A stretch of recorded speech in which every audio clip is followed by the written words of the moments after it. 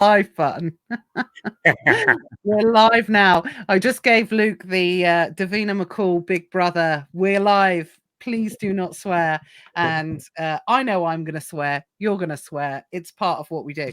Matt Wright hates it when I do that because I think when he does the podcast, he has to, if somebody swears, he has to put like a warning on it or something like that. Yeah, I don't know. He said that to me once. He said, but yeah, I can't help it. It's just part of the makeup. Right. Anyway, we've been chatting on. Hopefully we'll have some eyes on us soon. Just let us know if you can see and hear us okay in the comments, guys. We're waiting a few people to jump on. Let's just have a quick look who's joined us. Yeah, there they go. They're piling in now. They are piling in. Well, anyway, sorry, I haven't welcomed you. We've got bonjour. I bet that's Hayden. I reckon that's Hayden that said that. I don't know. Can't tell. Not in the comments. The comments are not coming up. But we've got a few people. Hello, hello, hello. You can see and hear us, which is good. So today, guys, welcome to Beyond the Buybox. I am joined by Luke, a multi-channel business owner who started his business entrepreneurial journey through selling on Amazon. And I wanted to get you guys on here. I wanted to get Luke on here for you guys today to be able to talk through that, to be able to open up your eyes essentially to some of the things that are possible with having an Amazon business as a result of starting an Amazon business and growing it and seeing where it can take you. So some of the things we want to talk about are that today. So Luke, you're actually in the UK for once. You like to travel around. So welcome. Thanks for joining us. Thanks. It's nice to be back. Lovely to speak to you as usual. And we normally speak to each other on voice notes every day. There's definitely swearing involved in that. But I'll try and limit myself from swearing on this. Yeah, absolutely. It's a bit of an in joke, but whenever we've learned our lesson now anyway. So my daughter's not a big fan of swearing. Good. I mean, she's only 7. So obviously, whenever I know when I can play Luke's voice notes and when I can't, because if my daughter's in the room, I'll have to leave the room or listen to it a bit later. But she's given you a couple of voice note telling off, hasn't she? She's told me off a few times now. She definitely has. She's told you off for dropping the odd swear word. But yeah, here we are. So welcome, guys. We've got Debbie, we've got Helen, Ramona, we've got Jules, a few other people. Good to have you here, guys. It's yeah, thanks for joining us. Like I said, going to be a little bit of a different one. We're not going to talk about Amazon specifically today, but that's why I love having the variety of different guests and talking about different things. Well, you know, we will talk about Amazon, probably some of the challenges that you face, because obviously I suppose where you've done it a little bit differently, Luke, is when I talk about Amazon being a gateway business. It's a fantastic gateway business. I knew multiple people that have started off as Amazon sellers and it's taken them in a different direction, and maybe they've given up Amazon selling. You've never given up the Amazon selling, even though you've gone in different directions for the business, and you've maintained selling on Amazon. And I wanted to dive into that a little bit and ask the question is, where some people kind of leave it behind because they get fed up or frustrated with Amazon, why have you always maintained being an Amazon seller and moving with the times and finding new and different ways to sell? It's just bread and butter, isn't it? You know, you don't turn off a tap that's running, and I'll always have an Amazon business, you know, unless I create some sort of monster that's £100 million business and I don't have to worry about Amazon. But I've worked so hard over the last 3.5 years to build up a business in multiple marketplaces, and I've got a good team that does probably 90% of my work for me. So it would be silly to turn it off, really. We're scaling and we're progressing quite aggressively last year. You know, we've probably done twice as much, doubled our money in revenue and in profit. So I want to do that again. I want to do it again and compound, you know. But yeah, it's been an amazing thing to start, you know, 3.5, nearly 4 years ago. I started this and I thought, right, I'm going to start this now. I've got a bit of money. I've just finished my job. Let's give Amazon a go. I started with private label. Then I didn't want to invest 5,000-10,000 into private label. I think I was looking at like letterboxes to start off with, really random. So I was gonna launch some of them. What, But then actual letterboxes? yeah, you know the little key fob things for outdoors. Oh yeah, I've got one of I them. was Yeah. going to bring out a Welsh one because there was no Welsh ones, and like England ones and Scotland ones and Ireland ones. Ah, So all cool. different designs, and I was going to do that. But that was going to cost me, if I brought the 4 variations, because I wanted to buy a few. So I think it was like 4.5 grand to buy. And I was Wow. like, I can't do that. You know, that's quite a large chunk of the money that I left my job with. So I thought, and I stumbled across retail arbitrage. I'd done a course, I think it was Josh Garrett, the guy who's called, done a course with him, very fundamentals of retail arbitrage. I give that a go. 3 months later, I was VAT registered from Wow. going into Argos's, more or less, buying 10, 20 different variations of Lego.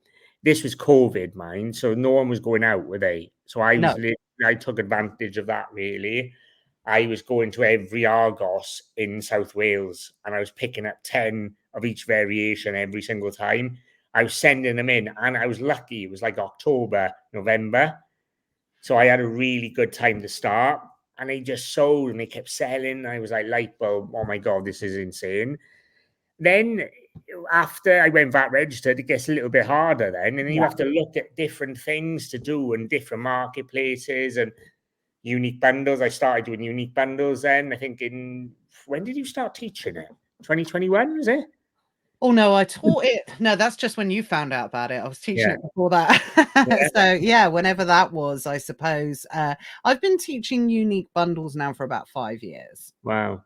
So I started doing that in the UK and then I started selling in America and it's just evolved into this multi-marketplace business now that I'm very lucky and to be honest, I've got a lot to thank my team for. I've got an amazing team that does a lot of the work. You know, I like to oversee now. I might be a little bit of a control freak probably, but I don't want to take I've worked so hard to build this up. I don't want to take my foot off the gas, and I want to keep progressing because ultimately, this is my main source of income. You know, so if I stopped it today, it would it would be a bit of a problem if I stopped it. You know, because Yeah.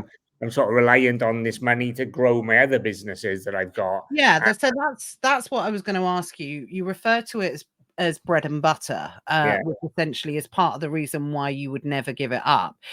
What I find interesting is the fact that you're again, it's bread and butter. You haven't looked at it and you've sort of like said, right, okay, I'm now going to take my eye off of what's working and what's doing well in order to, yeah, it's important to diversify, have different income streams, all of these things which we'll come on and talk about in a moment. But what I find really interesting is not only you recognize what an Amazon business can obviously facilitate, but you're still looking to grow that Amazon business and continue to have that compounding effect in a time where I think it's fair to say people are quite scared of selling on Amazon yeah. at the moment. And yes, I understand you have other forms of income, but if you wouldn't, do you think that gives you the other forms of income give you that security? Or is it the fact that you've sustained with Amazon, you've become more experienced, and if you didn't have the other income streams, you'd still have the same plan? Does that make Mm. sense? Yeah, I think all of my income streams really they all surround Amazon. Mhm. Like there's a new one that I'll talk a little bit about later that I'm just starting. That's totally different to Amazon, but all of my other ones, I do TikTok, I do, I've got community and stuff like that. So it's all like surrounds Amazon really because I talk about it majority of the time. So I think they all go hand in hand. And if I don't want to be one of them people that, because there are them, and we've talked about them privately, there are people in our space that don't sell on Amazon anymore, but they sell courses and they sell mentoring. I would never want to be someone like that. You've Yeah. always got to have your foot in the game, you know. And I think it's really important, because if you're starting to talk about it on social media or whatever you want to do, you have to be in the game, 100%. Yeah, absolutely. You get found out pretty quick, to be perfectly honest. Yeah, If you can't answer questions live, if you can't do this, if you can't show the process, if you can't show how things work, absolutely. I think if you're going to develop income streams as a result of selling on Amazon, you need to be selling on Amazon. Yes, software's probably slightly different. mm, I don't know how much extra. I know that should you or should you be, as long as you protect people's data and things like that, I think yeah, that's the most important thing. But ultimately, if you're selling either education or mentoring or coursing or training, yeah, courses, then absolutely you need to know what's going on with modern day Amazon selling, essentially, because in itself, obviously, you had the great COVID reset, which when people were selling in COVID versus selling now, two different places, right? It's like yeah. two different businesses. That's how much it's changed. Yeah.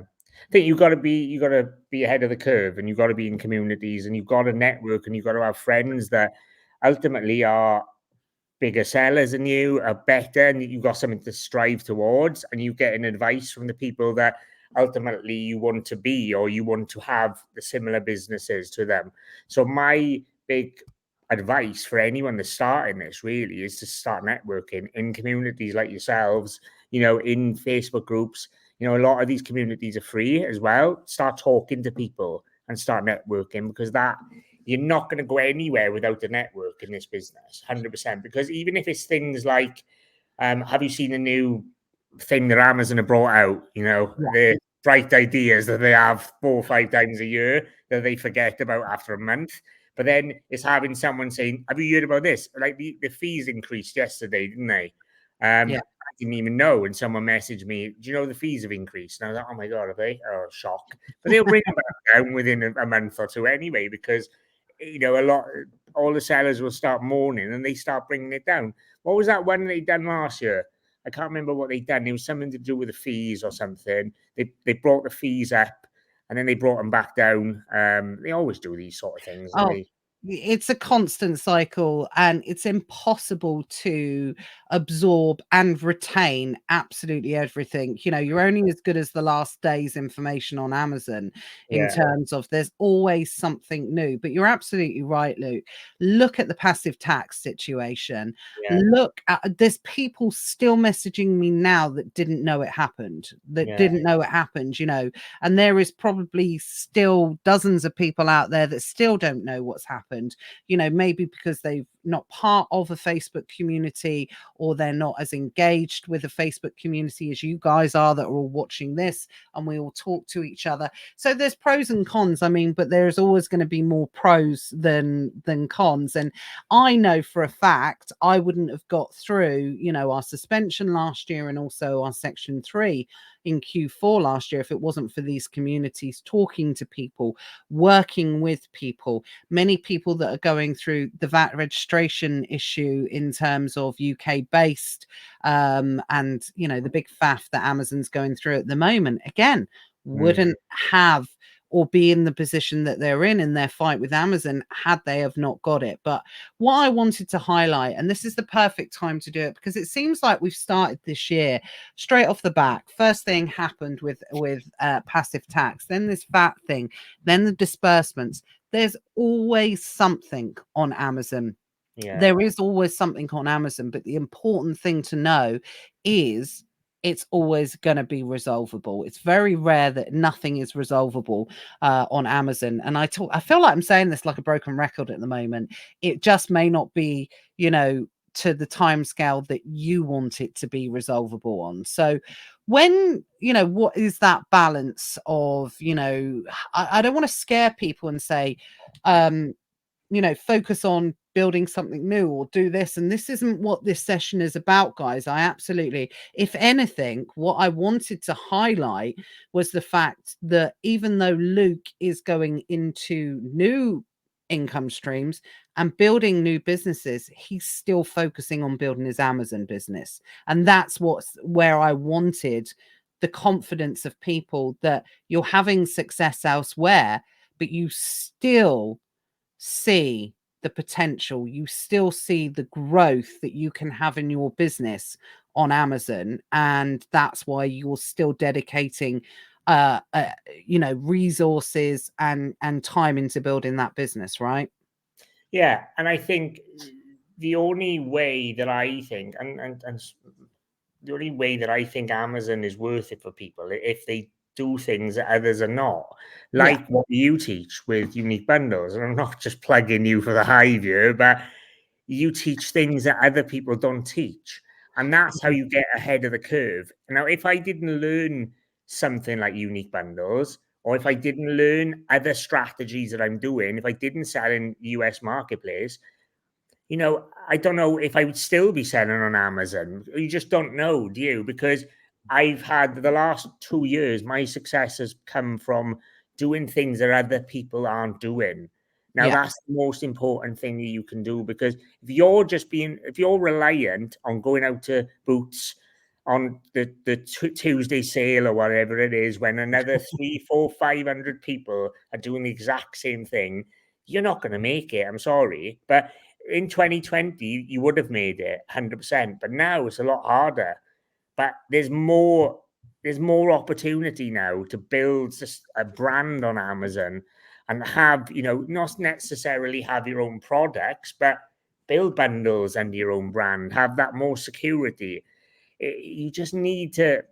So many people ask me, right, and you probably get the same. You know, is retail arbitrage still worth it? Is online arbitrage? I'm like, yeah, it is worth it, but you can't do what everyone else does.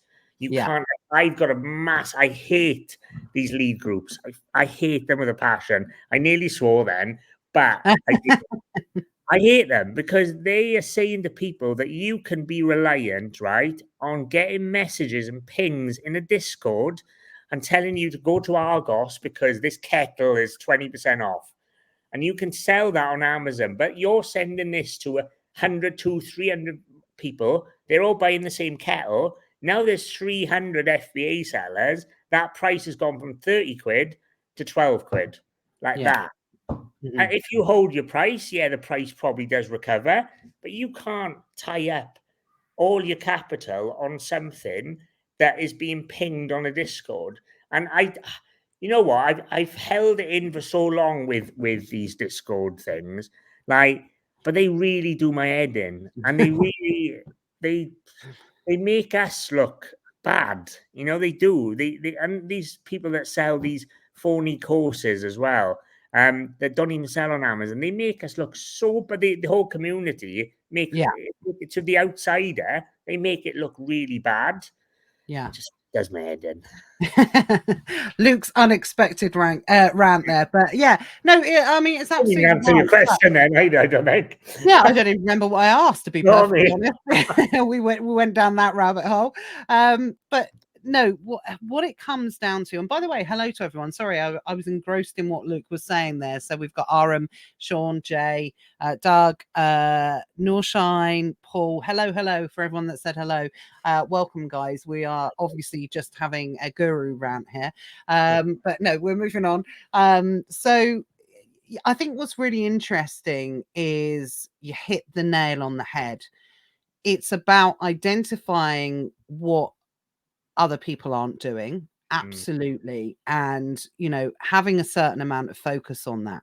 Now, I think where there's a little bit of a miscommunication to people, or people who you can still do, like you said, you can still do retail arbitrage, you can still do online arbitrage, but you have to do it and adapt to a way that works. yeah. Okay. And it's not necessarily just about bundles. I don't want anyone to think, it's a bit like being typecast as like James Bond. A lot of people never want to be James Bond, actor, because they worry that they'll just be typecast as James Bond. And sometimes that can happen with me with bundles a little bit, because I'm known for teaching bundles. and The bringing a lot of queen the of bundles queen of bundles you are. queen of bundles is that's not just what we're talking about. We do a variety of different things, obviously, but one thing we do, and no matter what we always do, we always find a different way of doing it. So one of the things today in the Hive, later on, we've got the launch of the Profit Sting course, which will be the first part of, well, we'll be talking about it tonight, and then it'll be the first part will be launching out, or launching every week for the next few weeks. And it's about reselling. It's not about bundles. It's about reselling, about identifying the way that you can capitalize on this business, taking into account exactly what Lucas said there. The market has shifted. Okay, so we need to understand that buying and selling on Amazon still works, okay, but it has to have a different approach, because we cannot control the amount of people that are going to jump on a particular deal. Okay, we cannot control that. So what do? Do we stay scared? Do we leave the market? Do we walk away from what is something that will ultimately work? No, we have a different strategic approach to it, and we do things differently. So same old thing, but we add new strategies, new ways of looking at things, new way of sourcing, new way of selling, and that's where you have to adapt in this business, where you have to do different things to be able to, like you said, stay beyond the curve, stay ahead of the competition. But ultimately, Amazon still works, guys, and it will always have the level of frustrations. You just need to do whatever you can in order to stay adaptable within it all, right? Yeah, one of my friends started because they're one of them, right? They probably won't watch this anyway, but they're one of them that I've been telling. Well, they've been asking me about it for years, and they've been like, "Oh yeah, I'll start next week." And I'm like, "You're not going to start." So Yeah. actually, I went round their house and I got my laptop and I made them create an account. Then they got set up with everything, and then I went, just go out to the stores, and then start scanning. And they were like, "Oh, I can't find anything." So I went, "All right, Yeah. you know, I'll go out to the stores with you, and I'll show you." And within an hour, we must have found 3 or 4 decent, good deals. And do you know where that was from?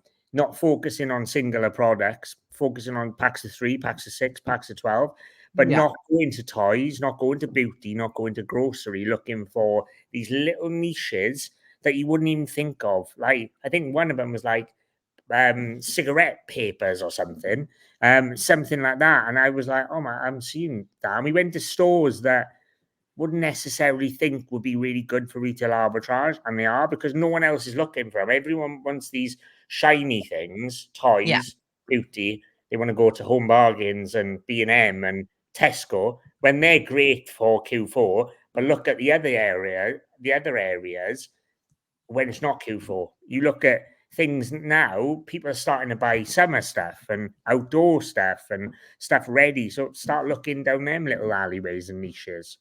Yeah, absolutely. And one of the things that, like I said, pick up on what you've said so far, guys, is making sure you're doing what others aren't.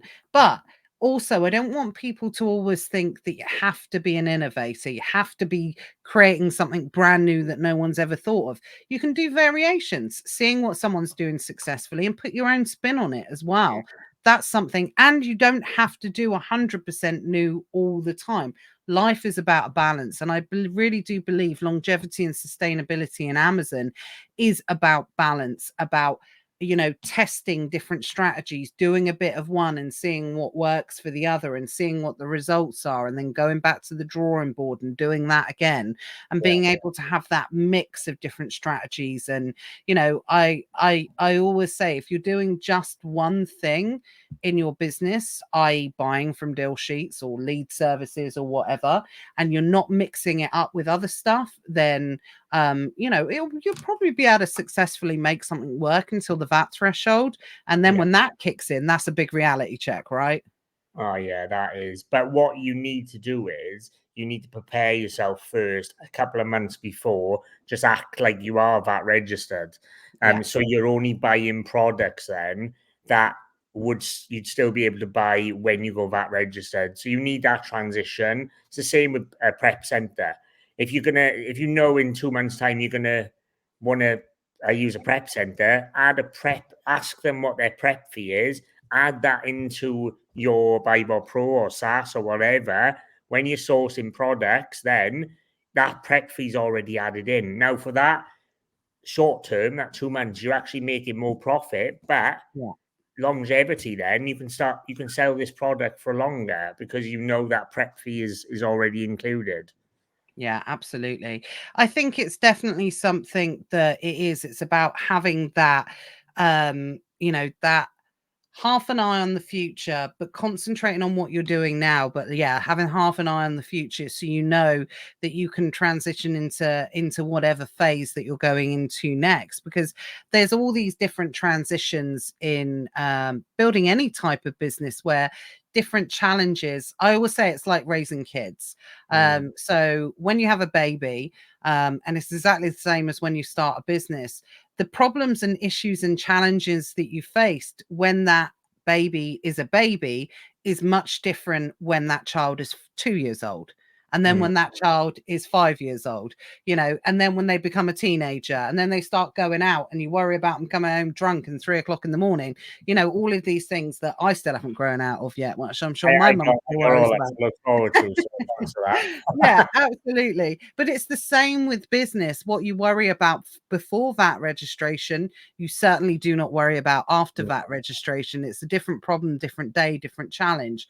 But embrace that, guys. Mm. Okay. Never be under the illusion that your life is going to get easier. With more success, generally comes more complication. But this is one of the things that I especially wanted to talk to you about, Luke, because obviously you are very good at managing different income streams, different businesses. So when it came to seeing the success that your Amazon business can bring, you've already said yourself the reason why it works for you to be able to work on different projects is because it's 90% outsourced. Was that something that you consciously did to work on other things? Because I know obviously you wanted to travel and you do sporadically, you're not a permanent digital nomad, but you like the freedom. Yeah. Was it working more towards giving you choice of options, or was this always the plan? I think it was always the plan. This was a great gateway for me. For me, now there isn't a ceiling with Amazon because we know people that are doing hundreds of millions on Amazon, so there's no ceiling. But for me, I wanted to have my Amazon business at a certain level, but I want to do something. It sounds really corny, but I want to build something to make a difference as well. I don't know what that is. This might be my new business, but I want to leave a sort of stamp on the Yeah. world. And like I've always been highly motivated for that and ambitious, but I think Amazon has ignited that for me. And to think to myself, yeah, you can do it. You built this up from, you know, the bottom, and then we're doing really well, and I've got a team and things like that. So it's given me that confidence that I can. So I think, yeah, once I got it to a stage, like as soon as I went VAT registered, I took on my first VA. Then I went to a prep center. I celebrated. This sounds really weird. I celebrated their monumental things like Mhm. taking on my first staff member, taking going VAT registered, um, prep center, because these are all things and indications that you're actually successful. Because if you're going down these routes and you're going VAT registered, it means that you're doing well. You've hit that 85K in a year, so you're doing better than, what would you say percent wise? How many percentage of Amazon sellers go over 85,000 in a year? How many? What would you say? 10%? Not sure, really, to be perfectly honest. I can't say I've ever, yeah, but not a huge amount. Yeah. Takes me a So little bit longer generally.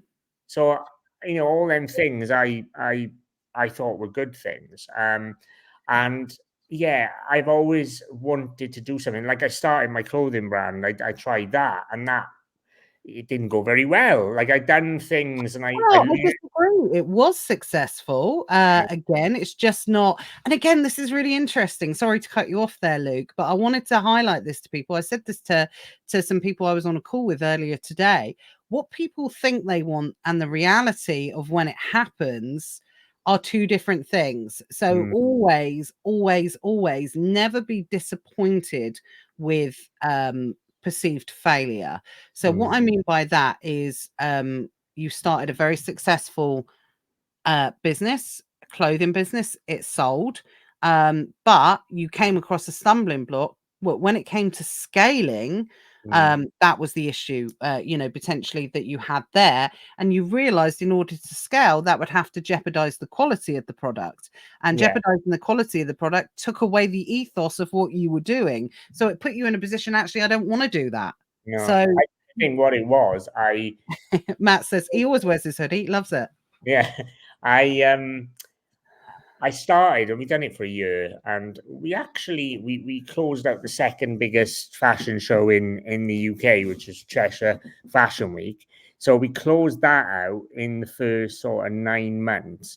I made some amazing friends. I sold thousands of products, but for me, I was going down the route then. I was like, right, I'm gonna have to buy. I want to get a new line of products, but I don't want to keep buying them from this supplier because it was just too expensive. Yeah. So I need to go to Turkey, I need to go to China, I need to go to Pakistan. And I was looking at it, and the MOQs were scary MOQs. They were like, you're talking thousands. It would have been a lot cheaper, but I would have had to invest probably 50, 60K into where I wanted it to go. And I'm like, can I invest that money Better or elsewhere. better off investing it into Amazon where I know I'm going to get a guaranteed return and just say to myself, this was probably not the road to go down, but I learned so much from it. I didn't lose that much money, which was good, but I learned a lot of things. I made a lot of friends in the industry. Like I've got a someone that helps me with my social media, so I've got my new partner for my new business. I met her through it. I met some of my best friends now from these businesses. So it's it was. I'm so glad. I'm thankful I done it, and I've learned so much from it. But for what I would say is, anyone trying to get into the clothing industry is probably the hardest industry to go into, unless you haven't, unless you absolutely nail the story and the branding and stuff. It's very, very difficult to get anything in that industry. And that's why I love Amazon, because you can build and you can build your business one without having a brand, but you can build it up to a certain standard and then have a brand and introduce a brand, and your customers are already there. With the clothing, I was spending hundreds and hundreds of pounds every week on ads. Like every single Yeah. week, I was paying influencers. I was doing this. I was doing that. I was giving away loads of clothes, to people.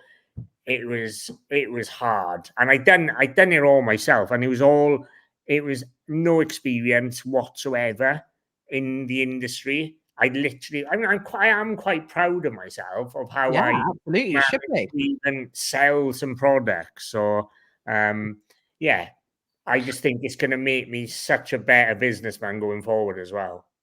Absolutely. And I always say to Matt always says to me, why are you doing that? Why are you trying that? Why are you doing this? Why are you doing that? Well, one, I don't know if I'm going to like something or want to do something until I try it. Yeah, I learn through experience. I always have done, by actually doing something. A lot of ideas, a lot of things that throughout the years, I said this to someone earlier, I'm queen of failure in a lot of areas, or perceived failure in a lot of areas, because we've tested, see what's worked. Sometimes I've given up successful businesses, successful income streams that work, that earn money, but I don't enjoy doing it. I don't want to yeah, do it. I don't want to do that. And some people think, oh my God, that's mad. Why would you do it? Well, no, it's the reality of it, to be perfectly honest, because if you don't enjoy what you're doing to a certain extent, and again, I want that perception of I alluded to this yesterday in the post that I put in Beyond the Buy Box group, is that you can't have the reality of doing everything you like 100% of the time, all day, every day. That's just not a reality of it. You No. got to do stuff you don't like. There's always going to be a percentage of it, but you try and hone in on the stuff that you really do enjoy, and you do as much of that as possible, and you don't give that stuff up. In reality. The only work, and going back to Amazon, the only work that I actually do on Amazon now is I create. Chit-chatting to me all day. Yeah, I create one bundle a week because I actually really enjoy it. I really enjoy creating a bundle, and I put Yeah. it together, and then my team does the rest, as in purchasing and all the boring stuff that I don't want to do.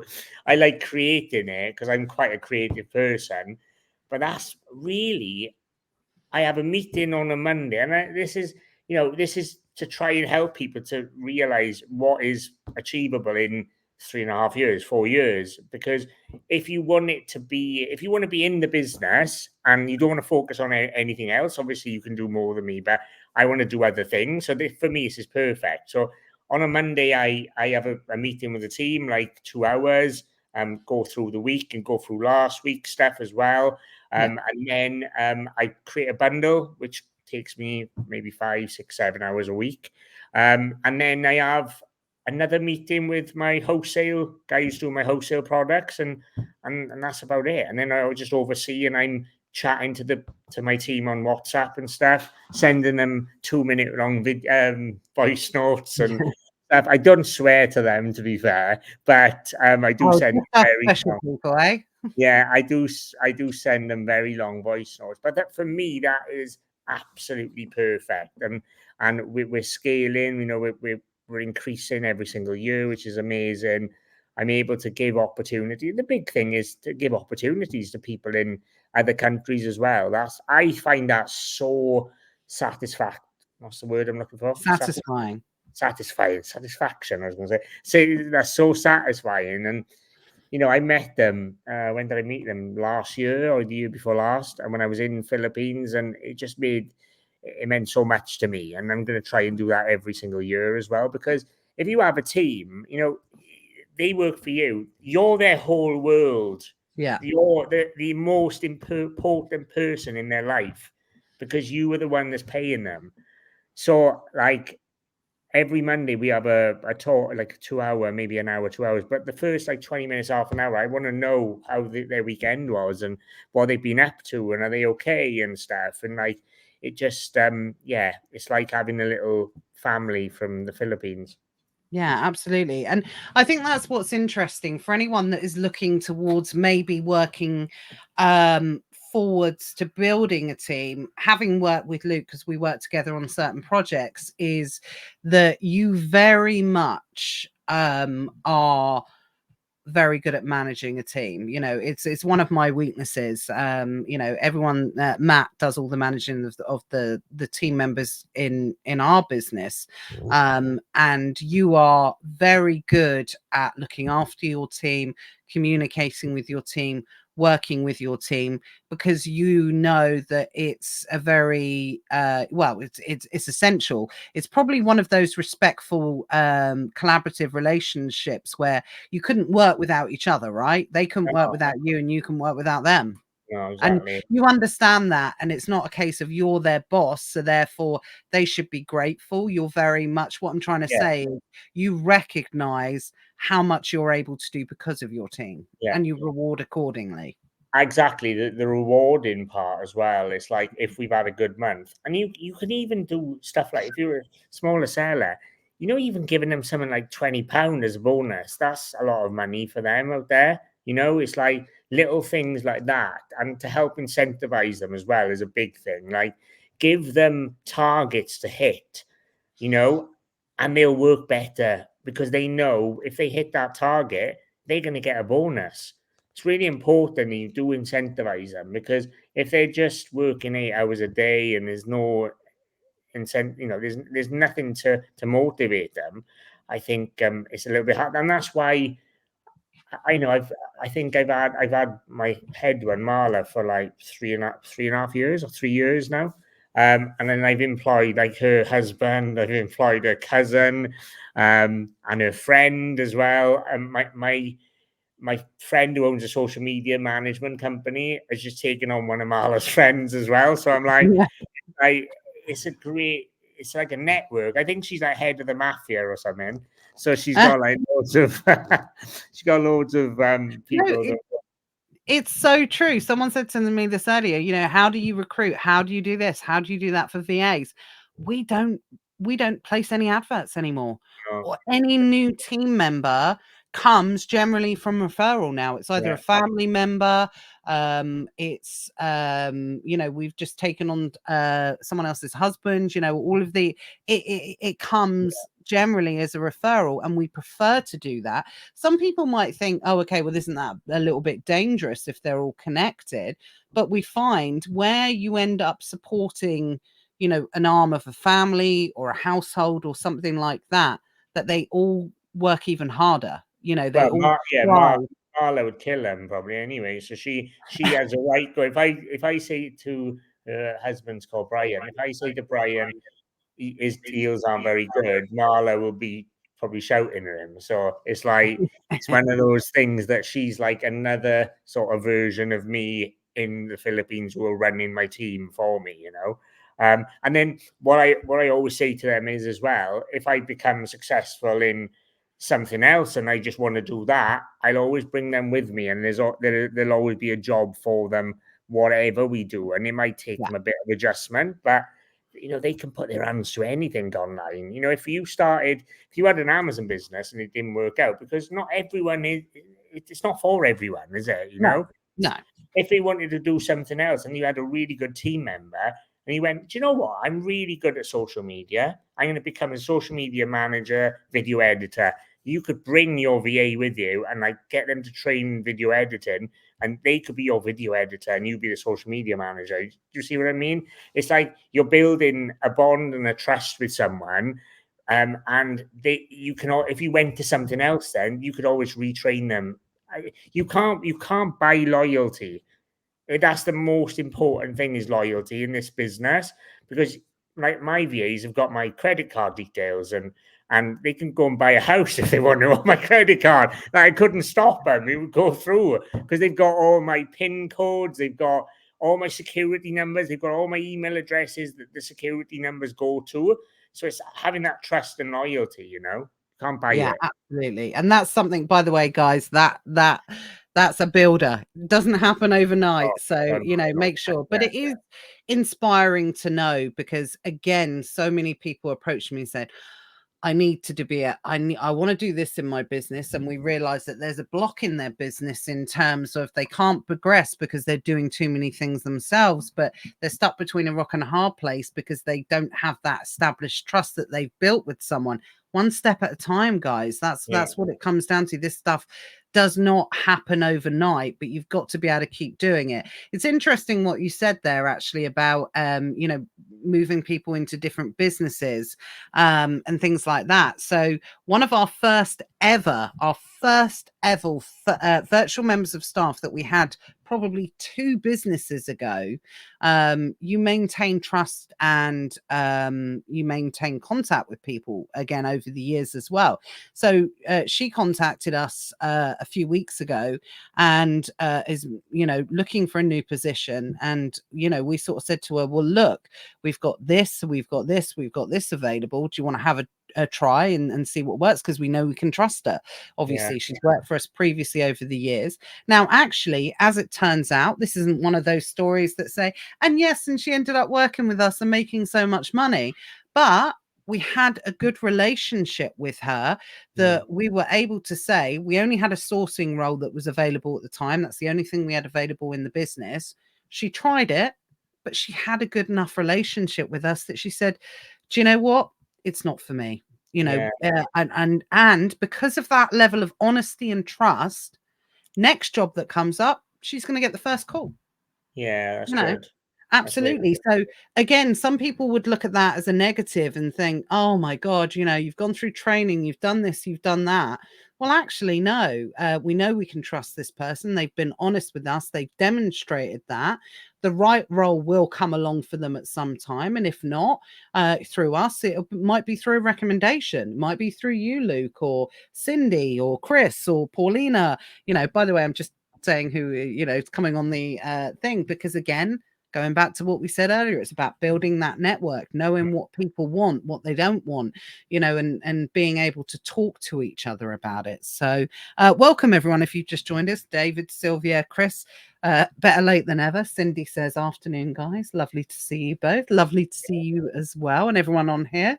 Hopefully you guys are finding this chat interesting. I know that I am listening about it. So one of the things I wanted to talk about was, again, I know obviously we focused mainly talking about Amazon at the start, but I wanted to kind of peek into the future a little bit.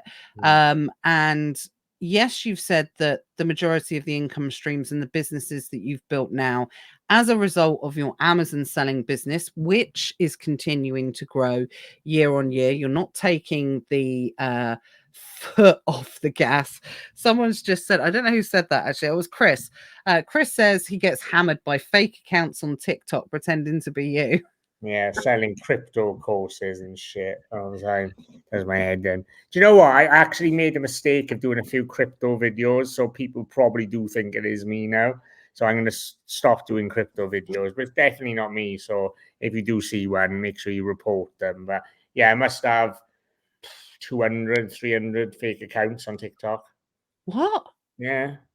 Yeah, it's mad. It's literally one, I get sent one or two every day. And then Instagram, then it's not as many on Instagram. I don't really post on Instagram. TikTok's really all I do now.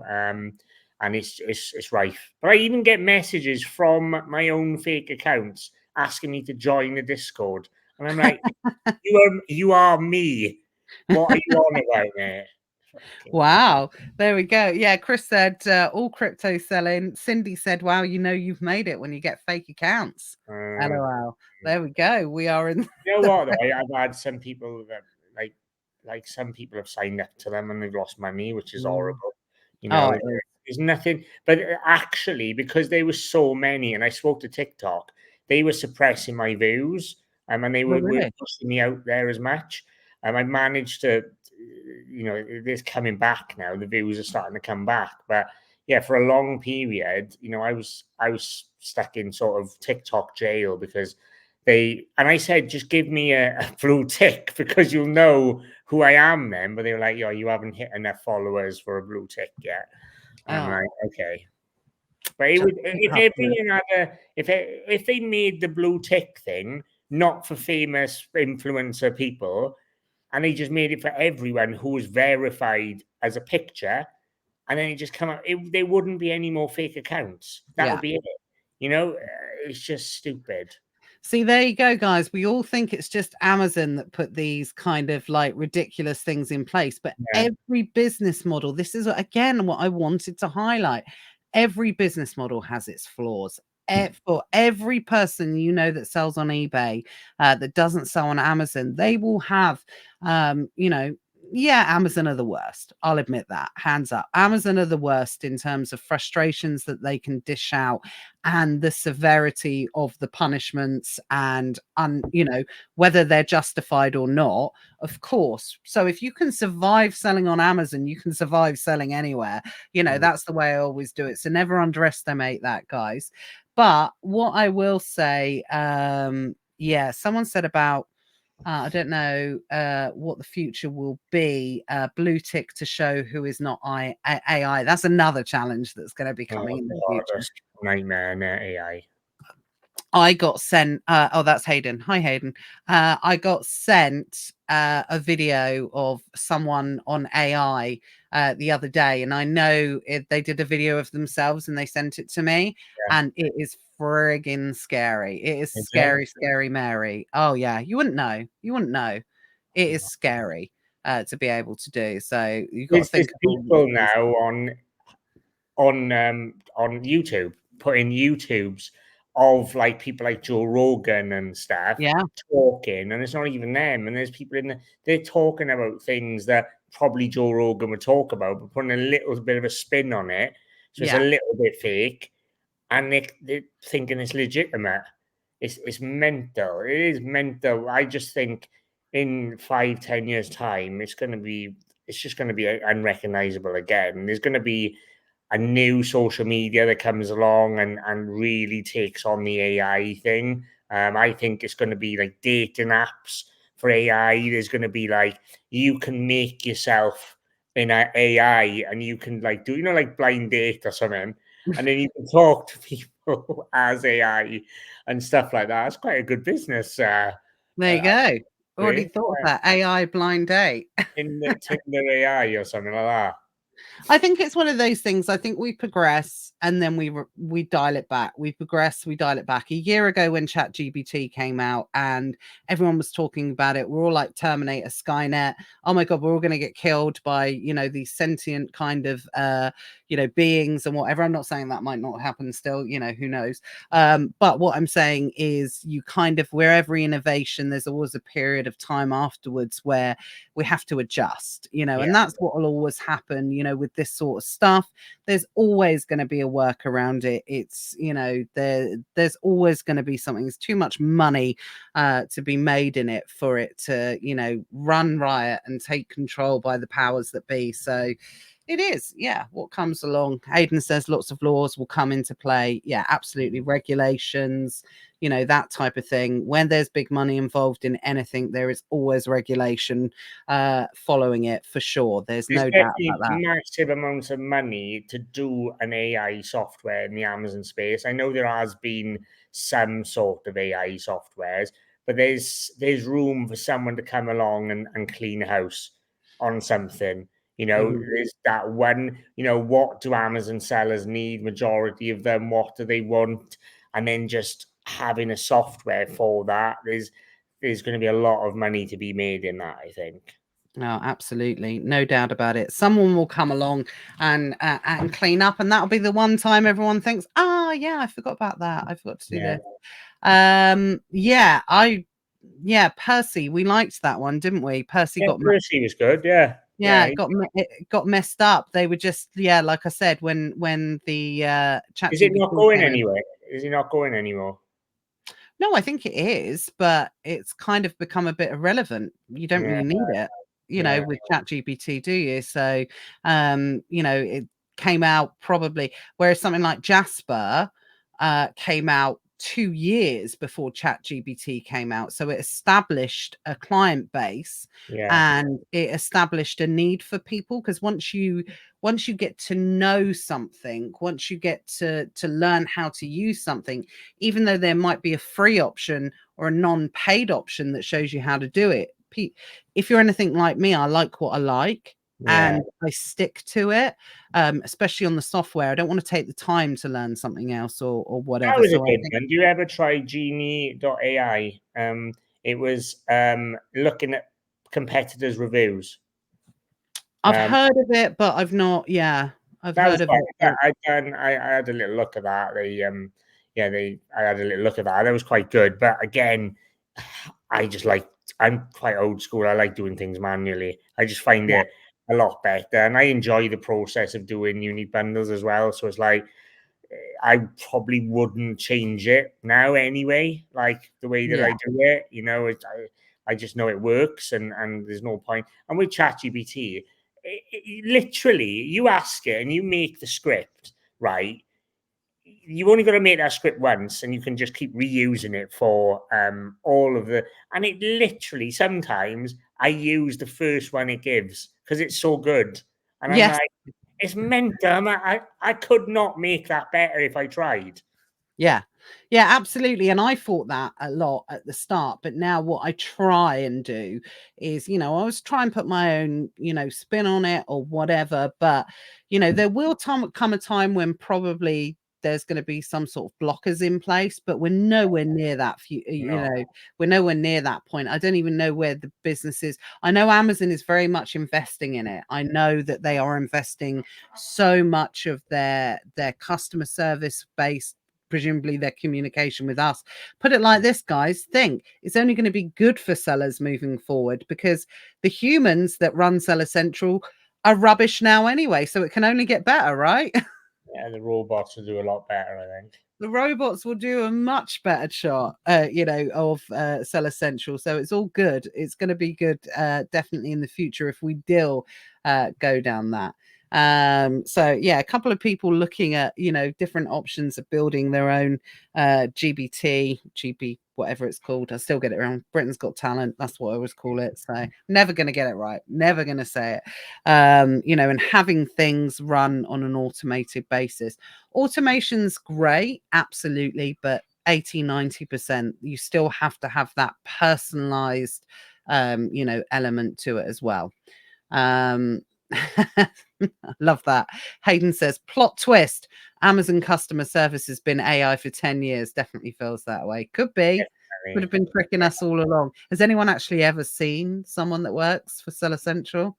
They are a bit robotic, the way that they speak sometimes as well, aren't they? Yeah. So, It's a bit like Oompa Loompas, maybe, yeah. that you never, in Willy Wonka, A you lot, never a see lot of them people are coming and Irish as well. going. A lot of them are Irish. Is that I get a lot of They've every got a time. call center in Ireland, yeah, Yeah, because that's when Ireland, remember they went through that stage X amount of years ago where they did like really low taxes, for new yeah, businesses to come in. yeah. And I think Amazon established one of their businesses there, their physical businesses there. So I think that's where the Irish connection comes from. I haven't heard the Welsh one yet. Like, hello, Bert. All right. That would be good.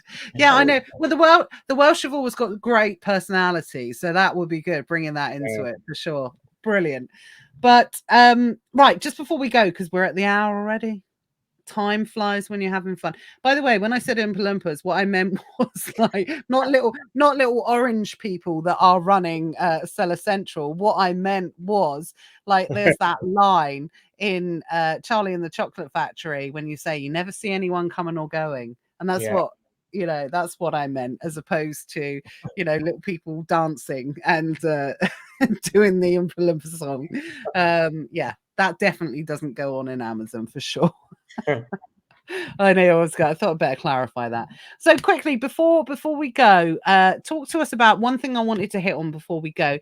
Yes, you've talked about everything that Amazon's done. It's facilitated other income streams, other businesses on Amazon, but you are very much in the summer heading in a different direction, building what would be conceived maybe to be a more traditional business that relies on real people and is going to be local to where you are. What sent you in that direction? Was it just a case of diversification? You spoke earlier about you wanted doing something that would leave a mark. What sent you in that direction? Because you could have just kept scaling and building with what you're doing in different ways now, but you have done a complete 180 and gone in a different direction for the new business. I wanted to challenge myself once, I wanted to. So a little bit of a background on what what I'm going to be setting up, or is already set up. But basically, my friend started this business in January of last year, and he started a TikTok at the same time. So he done a month's worth of trading in this new business, and he set up a TikTok, and now he's got nearly 1 million followers on TikTok and Instagram combined. It's crazy. So then he went down the TikTok route, and then he left this business, and he came to me and said, "Got this business, you can have it. Here's what we've done in the first month. Here's a bit of the business. Now, what do you think?" And as soon as he said it, it's something that I've been thinking of. It's really weird. I was always thinking of this from conversations that I've had with women traveling the world and things like that. So essentially, what the business is it's an Uber style app for taxis, but it is just for women. So it's focused around the safety of women in either vulnerable areas or in vulnerable times of the day, and there's more safety around our service. So we got things like real-time tracking, we've got an SOS button, we've got a load of different other things that I can't think of right now, which focus around Extra women. checks. Yeah. So a PIN code. So when you've got a PIN code that the driver has to put into his app, you've got different things, and we are predominantly trying to get women drivers as well. So it's not necessarily going to be a women's only driving taxi service, but the women can choose and have a preference in if they want a woman driver or a man driver, because the amount of feedback that I've had from this of I went around Cardiff and I've spoken to people. I've taken, I've spoken to so many women. Every one of them says the same. I think it's an amazing idea, and I have felt Yeah, vulnerable. people are saying that as it's coming Yeah, in. I felt vulnerable in a taxi when I'm on my own late at night. There's no service out there that is around and centered around that. So, like Uber's great, right? And we're just trying to highlight different areas that Uber doesn't do very well. It's the things like the safety. How much background are they doing on these drivers? Because with Uber, you can literally have your taxi service, have your taxi license, and then be an Uber driver. Now, we want more consistency there. We want more history. We don't want someone just to start and then their first job is with us. Now, and we are going to probably have less drivers, but we're going for quality over quantity, until we can scale that up. But I think it'll breathe. I'm hoping anyway. It'll sort of give the women an option, because there's no option at the moment, and that's the thing. Majority of women, some women are, they won't want it. They'll feel like they don't need it, and that's fine. But we're going for the women that do need it. The women that want these taxis to have peace of mind, and they want to feel more safer. Like I've got this lovely lady from Cardiff, because my number's on the website and things. She rang me and we were having a chat, and she was like, "When are you launching?" And I was like, "Quite soon." And she's like, "It would really help me out if because my daughter goes to uni in Cardiff, and I don't like her having Ubers in every day because there's no consistency in the drivers, and I just feel it's not safe, and sometimes it's late at night, and if she goes on nights out, I want that safety of having either a woman driver or a business that is focused around the safety of women, and not just because the thing for me is Uber is just an A to B thing. It's not, you can get in, you could get into an Uber, right? And the Uber driver or a taxi, and the taxi's not even for them, and they're driving off. Yeah. And especially like late at night and off the nights out, how many women go in a taxi on their own? Yeah. There's no safety around that.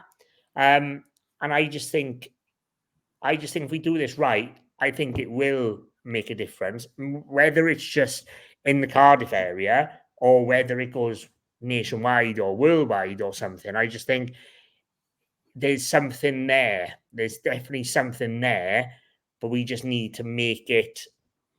It needs to come from here now Yeah. into an actual business, and Yeah. that's Make what it we. more accessible. And I think it's interesting what you said there, actually, because a few people have said, how's it different from Uber? A couple of people said, get on Dragon's Den with it. Yeah, that's a really good idea.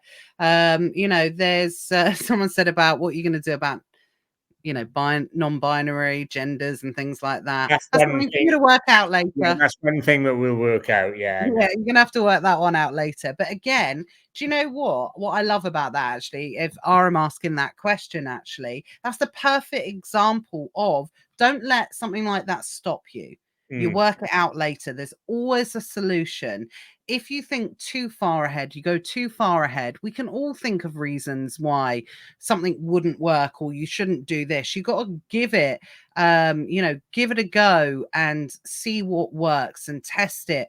And then if you come across something like that, you're always going to be able to find a solution. And if not, then it becomes a niche. You becomes a Yeah, niche area. it's gonna get a lot of hate. I know it is. I know it's Mm. gonna get a lot of hate, but it don't I don't really care. Like, as Yeah, in, not in that way, because I know we are going to give a great service to the people that want to use it.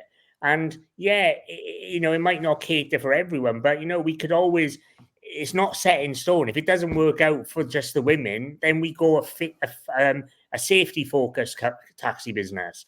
Then yeah, it's for everyone. Now, what we could actually do is we could launch it as the women only app, but then we have a sub app that is for safety, yeah, so everyone can use it. You know what I yeah. mean? So I just think with anything like this, though, and I've spoken to some quite large business people in Cardiff, and the biggest advice that they gave me was you need to make it. You need to be eye catching. You can't be just like any other taxi service that gets launched in Cardiff. You need to be, whoa, what's Got to have an this? edge. You Yeah. have to. Well, And the guy that started this, he started this, and it went quite viral because he was giving sanitary towels in the taxi. So he was putting sanitary towels in the taxi. Now, because I got a business partner, I wanted to bring a girl, on with me with this. So she's a partner. She's a really good friend. She's my partner in this. And so we thought that we can't do that. That's too much. Like, that's too much. But we need to think about something that is going to be eye catching like that, but maybe not down the sanitary towel route. yeah, no, absolutely. It does always make me cringe a little bit when men start getting involved in sanitary towels and things Yeah, like that. So yeah, maybe stay away from that. yeah, Sean, I can't read that. Sorry, I can't read that comment. I know everyone's got their own opinions and everything like that, but people do whatever you want.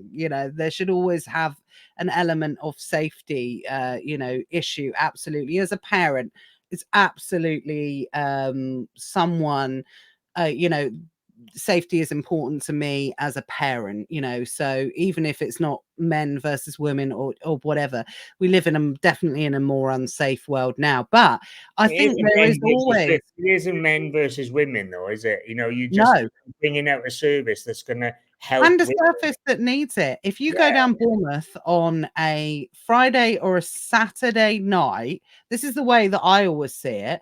Even if you launch a Friday, Saturday night service, if you go down Bournemouth on Friday and Saturday night, and if I'm leaving a place at a certain time, I've got to wait an hour to get a cab. Well, Mm, regardless of safety, regardless of anything else, or regardless, there's a need for something there. yeah. There's a need for extra business. So it's just about exploring the market and see what works. I think it's personally a great idea. I think it's something that's got legs and longevity. And I think you're just going to have to test, explore. And I think it's really sensible for you to be able to, look towards, and this is what this is about. Like I said, it's not necessarily about the idea, which I think we'll all agree is phenomenal in itself anyway as well, but you are here because and able to do this because of your Amazon business. It gives you the freedom to be able to do it. Yeah, Yeah, exactly. and lots of things here as well. You've got religious aspects, you've got people with disabilities, drunk versus not drunk. I'm sure some people would like to know that there's a sober option from a Yeah. driver's point of view as well, you know. We've got so many ideas to build right. So it's called Ride Safe. To build Ride Safe out into different avenues. So it'll be Mhm. like we've got so many ideas, and we want to start with the women only. Then we go to the just the Ride Safe, like luxury or something. Then we want to do like pet friendly and disabled and things like that. And then we want to do something like Ride Safe karaoke. So we've got karaoke vans going round and dropping people off and That things. So, is amazing. I was sold at karaoke. so I'd love that. I would love that. Could I pay and could they get paid an entertainment value? yeah, exactly. Yeah, I'd end up having to, yeah, pay them a lot more, I think. You can get them little tiny karaoke machines now that you can just have. I feel sorry for the drivers, but they're going to have earphones or Yeah, something. gonna have earplugs, definitely. But you can, even in the 4-seat taxis now, you see them with the little, and they've got little screens and they can sing and stuff. You know, to go That into is nights out with awesome. that's just class, isn't it? Yeah, taxi for Beyond the Buy Box as Nat as the driver. Yeah. Yeah, Amazon advice taking you from place to Yeah. place. See, there's always a business idea, That is quite everybody. niche, though. That is quite I niche. think it is quite niche, actually. Yeah. Do you know what? A good percentage of my friends don't even know what I do, or don't even care what I do, or anything like that. So I Yeah. don't think the local people of Bournemouth would find much value in that. But I appreciate the idea. Definitely. Oh, we could call it Beyond the, I don't know, Drive Box or something. Right. On that note, because obviously, yes, I know obviously you're a busy man, Luke. So I really do appreciate you spending the time. Yeah, robot drivers, where are they? That's what I was. Well, I watched Total Recall back in the 90s. I was expecting like an Android taxi service by now. It hasn't happened. He Hasn't will. come to pass. Musk will do that, though, and it won't be long, and then every Tesla will come with a robotic driver. Yeah. Yeah, absolutely. I watched that film and they all crashed into each other. So that's where I get most of my ideas from anyway. So, Luke, as always, thank you so much for coming and, letting us know this episode was like an hour in the life of a multi-business owner. And I think you'll agree that absolutely that's been the case. We've gone through everything on your Amazon business, how you work with your team, the extra businesses, and you're looking forward to, but the most important thing is you're not slowing down. You're not moving away from Amazon. It's still going to be very much part of everything that you're going to be doing moving forward, and to maintain that level of diversity. I think as a start from Amazon, I just wanted to be able to show people that opportunity, that it's whatever you make of it, right?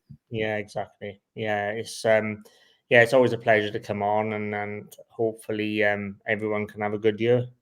Yeah, absolutely. I'm sure we'll have you back at some time. So, if you're watching us on YouTube, and I always forget to ask this, guys, because I'm a crap guru when it comes to asking for likes and subscribes and thumbs up and all this and all that. Oh, yeah, absolutely. Thanks, Cindy. Really appreciate that. Shameless plug for Luke. It's Quit Your 9 to 5. Follow him on TikTok. Some of the funniest. It's actually the real Luke Colwell now. That's my. Oh, is it? Yeah, I changed it. I am going to change it back to one of the names into Quit Your 9 to 5, but I've had to change it to the real Luke Colwell because it was so many people was trying to do account. that. Yeah, so yeah, I'm trying to be the fake Luke. Yeah, Okay, exactly. yeah, we've got that. So, Cindy, thank you for sharing. So, I was going to say, Luke's videos are some of the most entertaining videos when it comes to talking about selling on Amazon. So, do yourself a favor. It's not, Luke is not a fake TikTok guru. He actually sells on Amazon, and yeah, some of the stuff is really entertaining that you put out as well. You don't take yourself too seriously, right? No, definitely not. What's the No. point? I'm Welsh as well, so we always take care of each other. So absolutely. But yeah, so make sure you give them a follow if you haven't done that. But if you are watching via the Beyond the Buy Box YouTube channel, please give us a thumbs up, give us a comment, a good one. We don't want any negatives. You'll just get deleted. No, I'm only joking. And make sure you subscribe to the channel. It's going to be Luke. No, not Luke. I'm all surrounded by Lukes. It's going to be Johnny and Matt next week because it's half term. So I will be away doing stuff with the kids.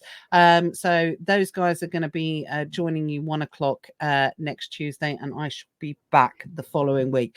Luke, it's been a pleasure. Thanks so much for spending the time with us. Congrats on all your success, and we look forward to hearing. Come on and give us an update, maybe end of the year, something like that. Once the taxi service is launched. Yeah, definitely. Looking forward to it. Thanks, Nat. Thanks, guys. Right. Take care, everyone. See you later. Bye.